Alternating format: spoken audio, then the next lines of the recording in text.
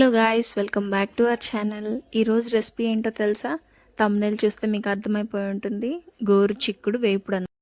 అసలు ఈ రెసిపీ ఎంత బాగా కుదిరిందో తెలుసా?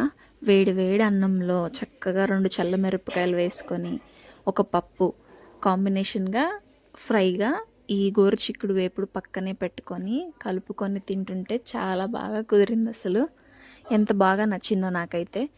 సరే, రెసిపీలోకి వెళ్ళిపోదాం. అది ఎలా చేశానో మీకు ఇప్పుడు చూపిస్తాను. ఫస్ట్ గోరు చిక్కుళ్ళు నీట్గా మనకి తినేటప్పుడు పీచు ఎక్కువగా ఉంటుందన్నమాట. అందుకని ఫస్ట్ మనం నీట్గా క్లీన్ చేసుకోవాలి. ఇదిగోండి, ఇలా మనం విరుచుకోవాలన్నమాట. గోరు చిక్కుళ్ళు మనం ఏం కట్ చేయము, చాకులు ఏమి యూజ్ చేయము. జస్ట్ మన హ్యాండ్స్తోనే ఇట్లా చూపిస్తున్నట్టుగా మనం కట్ చేసుకోవాలన్నమాట. ఆ పీసులన్నీ జాగ్రత్తగా తీసుకోవాలి.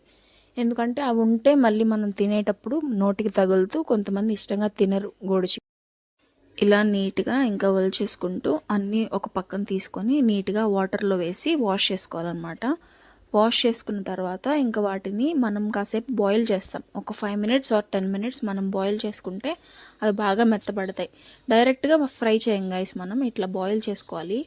ఇప్పుడు అస్సలు మన ఫ్రైలోకి రుచినిచ్చే మసాలా అన్నమాట కారం పొడి మా మమ్మీ చేస్తుంది. ఇప్పుడు ఎండు కొబ్బరి ముక్కలు వేసుకోవాలి మిక్సీ జార్లో. తర్వాత పుట్నాల పప్పు, తర్వాత తెల్ల నువ్వులు గైస్, అసలు చాలా మంచిగా ఫ్లేవర్ వస్తుందన్నమాట. తర్వాత జీరా, చిన్నుల్లిపాయలు, ఉప్పు, తర్వాత కారం ఒక 2-3 స్పూన్స్ బాగా మెత్తగా గ్రైండ్ చేసుకొని పౌడర్ లాగా చేసుకోవాలి. ఇప్పుడు మనం ఆల్రెడీ బాయిల్ చేసుకున్న చిక్కుడుకాయలని మనం లైట్గా ఫ్రై చేసుకోవాలన్నమాట, పోపు పెట్టేసుకొని. ఇప్పుడు ఈ కారం వేసేసి అవి ఫ్రై అయ్యాక బాగా కలిపేస్తే అయిపోతుంది మన గోరు చిక్కుడు ఫ్రై.